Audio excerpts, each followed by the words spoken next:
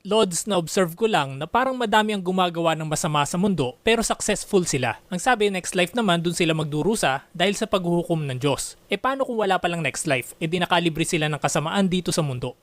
Ang tanong, are you willing to take the risk? Dapat maunawaan nyo ang risk-reward ratio.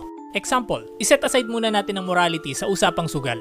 Pero sa tingin mo, papayag ka bang magpustahan tayo ng Jack and Poy na sa tuwing matatalo mo ako, babayaran kita ng 100 pesos. Pero tuwing matatalo kita, 1,000 pesos ang ibabayad mo. I'm sure hindi ka papayag kasi alam mong lugi ka. Ganun din lang ang isipin mo sa kabilang buhay. Totoo ba ang sinasabi ng mga scriptures na ito o hindi? Hindi natin alam. Pwedeng totoo, pwedeng hindi. Kung hindi, edi good, at least na-maximize mo ang possible kitain sa mundong ito, assuming na hindi ka nahuli kung illegal man yung ginagawa mo. Pero paano pala kung totoong may kaparusahan sa impyerno? Itataya mo ba yung let's say 70 years na sarap ng buhay mo kapalit ng chance sa kaparusahan na hindi mo masabi kung hanggang kailan matatapos?